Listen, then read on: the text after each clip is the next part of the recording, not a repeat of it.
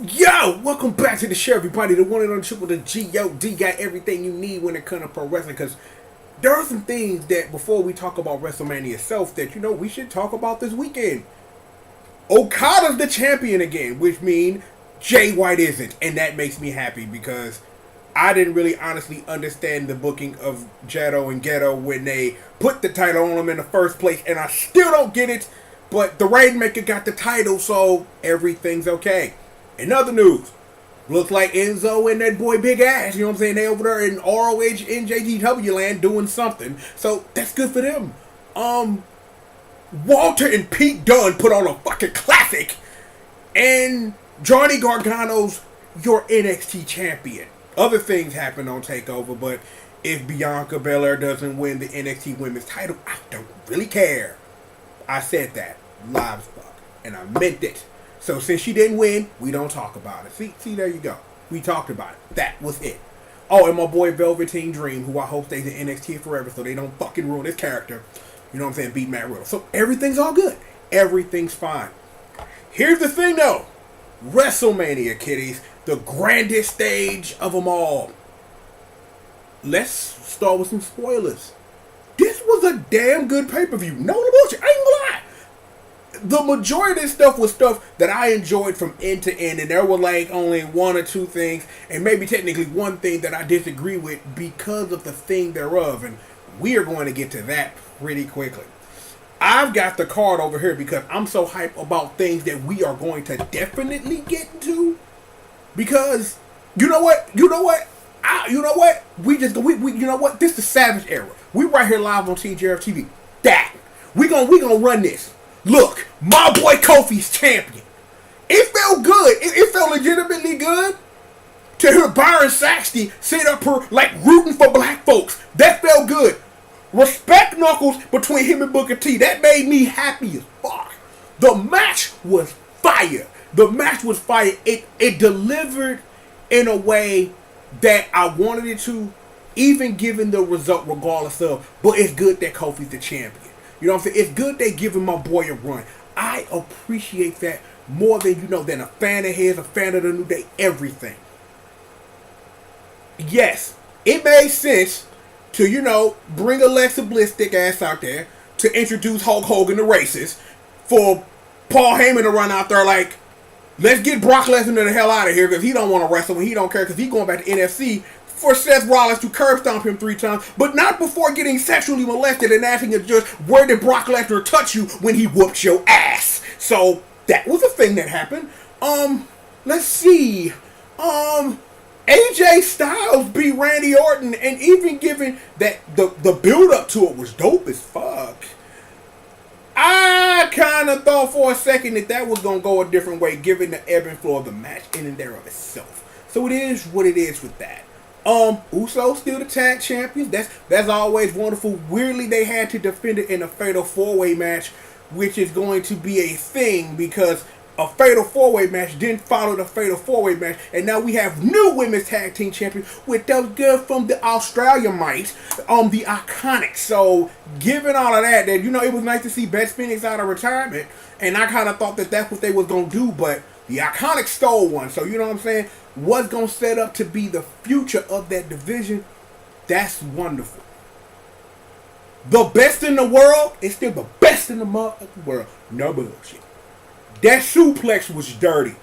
I'm like, I have had my thoughts about the build between that boy Miz and the best in the world, Shane O'Mac, right? But that match was a humongous payoff.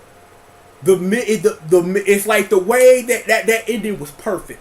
The Miz got his revenge, lost in the end because he didn't have enough of that noodle, and that's great storytelling, and that's something that you can continue for quite a while if that's what they really want to do. I love technical heel Shane. Throwback McMahon Corporation Shane. That shit dope. That shit cray. Ain't it? That's cray. Well, even given that still technically, Braun still has the quickest L in WrestleMania history, Rey Mysterio came out dressed as a flamboyant, I don't know, what do we call a flamboyant Iron Fist, only for Joe to choke his motherfucking ass out. So, yay? I guess, in other news, now that I think about it, that Michael Che and that other white boy thing didn't go nowhere at all. Braun Strowman gave them hands, and, the less we talk about that, the better. Because I need to look at something really quickly. I got the internet right here in front of me. I've got a question. I legitimately swear to God, I got a question because I was watching it, man, with the big man and the queen, and we were sitting there and because I just need to know. Because if I'm not mistaken, for real, swear to God, because I just need to know this. Because I just want to remember this. Let's see. No. I thought that Braun Strowman won it twice. But then last year he was the tag team champions with a 10-year-old. And it's like, what kind of fucking booking was that? But I pulled it up right here. The first winner of the André the Giant Memorial Battle Royale was Cesaro. And then it was the Big Show. I don't know whether I'm a heel or face. Now it's the Big Show. And then it was Baron Corbin, who we're going to talk about in a minute because we really need to have a discussion about that dude. Mojo Rawley with the help of that Gronk fellow from the NFL. That's a thing. Matt Hardy won it last year because him and Bray Wyatt was on that weird thing. And Braun Strowman won it this year, and that white boy's name, who I couldn't remember, was Colin Jost. That shows you how much I watch Saturday Night Live. When I watch Saturday Night Live, it mattered. But I see all your reruns and stuff. Still the best skit in years is Drake's Beef. I watch that all the time. This is dumb. But anywho, I just wanted to know that, just for the record, right? I just wanted to know that that's what that was for the record. While we talking about battle royals and shit, Carmella won the women's battle royal. They used to be named after after a madam or a pimp, if you were. But that was quick because the internet gets on Twitter and bitches about things. Y'all could have let her have that. The woman dead, bro. Fuck out of here. In other news, and this is important, right? You know that tag team I love named The Revival? Well, to show you how much the WWE fucking gives a shit about the Raw Tag Team Champions, you know what I'm saying? I said Raw Women's Championship. I'm thinking about that fight that we gonna get to because that shit was dumb as fuck. The Revival dropped the titles to Curt Hawkins and Zack Ryder. So, not only do the Revival take a major L, but they take a major L from a dude who's been losing matches for 2 years straight. But fun fact, they were a team back in the day called the Major Brothers on ECW. That's throwback shit. But, I watched that and was kind of sick to my stomach. Not sick to my stomach in that way, but it's like, remember, I didn't make a big deal when they won it because they only won it because the WWE didn't want them to go to AEW. They should go to AEW now because you up here on WrestleMania dropping titles to Zack Ryder and Curt Hawkins. But see, this isn't the first time Zack Ryder has randomly won a championship at WrestleMania. Remember when there used to be intercontinental ladder matches every year? One of those years, Zack Ryder randomly won it, then got his ass whooped on the Raw after. So, questions? I don't know. What the fuck? I don't get it. Look, what else happened on this damn show? Okay, yeah, we talked about racist Hogan, 3 curb stomps. Yeah, we talked about the Usos. Weirdly enough, random fact about that match that featured the Usos and other tag teams. Ricochet and Aleister Black, and they mentioned it in the span of a week, competed for all 3 tag team championships and didn't win anything. I got a feeling that Zack Ryder, Curt Hawkins things isn't going to last much longer. Ricochet, Aleister Black. Oh yeah, it's going down. Put my numbers on that right now. What else we got on the list? Yeah, we talked about that. We talked about the Iconics. We talked about, black people getting one over. Respect Knuckles and all that. Okay. Yeah, we talked about Rey Mysterio coming out as a flamboyant Iron Fist, and I'm just kind of like, well, I should just play Ultimate Marvel for the Capcom 3, I guess. Cancer Joe beat Drew McIntyre, but you knew that was going to happen. Match was alright. Match was okay, but, I'm not invested in Roman Reigns as a character, and I haven't been invested in Drew McIntyre in forever.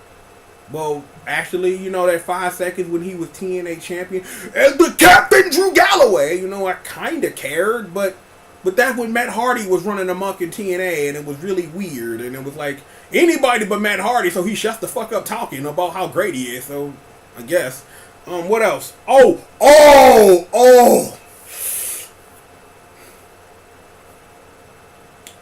The Doctor of Thugonomics. John Cena. You wanna know a fun fact? I'm washing the dishes. Chain gang is the click. Trademark the truth. This is basic thugonomics. We raining pilot like Apache helicopters. I wish he'd have got a chance to come out to that thing, but it was fun seeing John Cena, act like that dude that we loved, and John Cena, this dude we now kind of respect. So yeah. It was real dope. I'm like, I marked out. Because, like the last time when he came out, when he did that thing with The Rock, I thought that was kind of dope. So for him, because, he's moving on with his career. You know what I'm saying?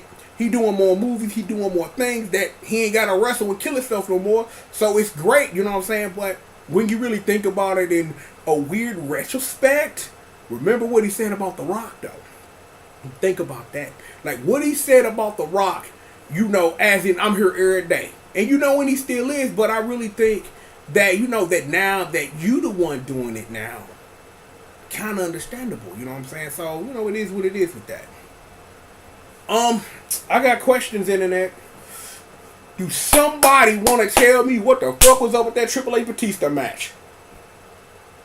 Like, a man got a nose ring ripped out of his shit with some fucking pliers. The fuck, game? Like, Batista roll up to the match with like security guards and escalades and shit, and Triple H like, I'm driving through Mad Max. I'm looking where Stephanie putting on the tight ass leather. She ain't even around, and I'm just kind of like, I'm sad. It is what it is. You know what? I'm not gonna say that. I was making a joke that Triple H walks in the room with Stephanie while they playing this music, and they're like, it's time for sex. Like, no condom on. It's like, no, but don't mind me, I'm a clown. The match was pretty good. Like, that match did what it was supposed to do. Two people who were story building to hate each other for reasons. Given that the other thing we should talk about right now, damn how they did China. Son of a bitch. Like, I'm going to say this. Regardless of all the things Joanie Laurer did after her WWF career, she deserves better than going in the Hall of Fame with D-Generation X. That's just me. That's just me as somebody who watched China, who loves China as a character, who respected Joanie Laurer as a woman. That's fucked up. But they did the same thing to Razor Ramon, though. They did the same thing to Razor Ramon. Like, yo, we can't put in Scott Hall because Scott Hall's bad. And, he wasn't good until he had DDP lessons from yoga, or the reverse thereof. But the way they did China, I'm like, she deserved a little better than that. That's just me. That China deserved a little bit better than that. Because the way now that as a member of the Hall of Fame that her legacy would be remembered is that you were just a member of D-Generation X and you weren't China. That, yeah, you can read up on China or whatever, but that's fucked up. And I'm like, no. No. I'm like, I appreciate they found some technical way to get her in there, but not talk about and highlight her, because I remember that thing Triple H said, I don't want my daughter searching China to bring up her stuff, and it's like, whatever, what the ever, okay? That China deserved better than that. The ninth wonder of the world, China, was more than a member of D Generation X. She got in there. You can find your technical loopholes, but that ain't right. China deserved to go in the Hall of Fame years ago. Before she died, for what she did for your alleged women's revolution. You can say what she did after that. You can call it a setback, but it's not. A grown woman made a grown decision. Yeah, whatever. But your women's revolution, evolution, your main event we gonna talk about later, that got a lot to do with the ninth wonder of the world. And it's like, if for y'all to sit up here and like, we gonna talk about her for 30 seconds and we'll put her name on the side of the thing or whatever and just call it that. That ain't right. That ain't right. I done gave China more airtime right here than they did the WWE did trying to induct someone into a Hall of Fame technically. That ain't right. The end. And yes, Batista and Triple H murdered each other. There were lots of sledges. I can't wait for when Shovel Knight has a movie and it stars Triple H. Law. And he has an alternate weapon, the sledgehammer, a.k.a. young old Mr. Sledge. Okay? China still got fucking done dirty. That's all I'm going to say about that. The fuck? You know what? Never mind. Because see, let's put what I'm about to say in a different context. This is the same company. The same company that said, let's let the Undertaker's unbeaten streak be beaten by a character who didn't do shit with it, and Cancer Joe, who did nothing with it. Like, I think about it now, when Cancer Joe beat the Undertaker for like a couple of weeks, it's my yard now, blah blah blah, and it's like, well, okay. I don't know, given the way that finish looked, I don't know if that's the way the match was supposed to end. I don't know. I'm not sure. I think about it like on a replay, and it's like, I don't know if that's the way the match was supposed to end. But here's the question. What in the hell are they going to do for Baron Corbin with this juice now? Because, see, you squandered it with Brock. Roman Reigns did a little something with it. What does Baron Corbin do with winning this match at WrestleMania? The answer will be diddly mother squat. But I'm interested to see how diddly fucking squat comes about. I'm glad Kurt Angle did his farewell tour, and then you lose at WrestleMania to Baron and Corbin, bro. And it's like, what? Like, that makes no... I'm like, it's like... It don't make no booking sense unless y'all ready to do something with Baron Corbin ass. And, you know, I'm not seeing it. It's like he had a squad for 2 seconds, then he didn't have a squad, and the rest of his alleged squad was on this pay-per-view. We just talked about Drew McIntyre versus Cancer Joe, and it's like, well, fuck ever. And, you know, we finna get ready to talk about, you know, other things right about now, because... Yes, the Demon beat Bobby Lashley, but why the fuck did y'all take the title off Finn in the first damn place? Let me scoot in front. Let's try that again. Don't get it. Don't understand it. Maybe it's not for me to understand as the person watching this wrestling match or the person who doesn't book this shit, but what the fuck? I don't get it. I don't understand it. And it don't matter much. It's fine. I'll be okay. Demon interest was longer than the actual damn match. Well, not really, I'm just being dumb, but yet indeed and still. I don't get it. It's not for me to get, and it is what it is. Our main event, everything was great until that finish. I do not understand that finish. I understand the ultimate result, but it equally matters in things like this of how you get there. How we got to our ultimate resolution, I am very confused about. Very. Because I understand what happened, why it happened. But if Ronda Rousey is on the internet shit talking to companies she technically works for, and your job is to get the titles on Becky Lynch because, well, we probably shouldn't have took the title off Asuka in the first place, which was also weird, and I don't get that either. But now, instead of it being that Becky wins fucking clean, we got questions. Questions that will more likely be answered at the beginning of Raw. That's fine. That finish for Becky should have left no questions. That yes, Ronda was probably the person who should have been pinned. Yes. Charlotte not being in that because it won't affect Charlotte in any way because Charlotte shouldn't have had the title in the first place. That's fine. That pinning predicament though, I'm like, I don't know. Because now again, because of the way that ended, botched or not, call it whatever you want, we have questions. There are now questions. So now Ronda can't get up and leave now because now it's got to be a rematch. Because, you know, it is what it is. Because I really honestly think they walked in the match knowing that, yeah, Becky Lynch is booked to win. No duh, blah, blah, blah, right?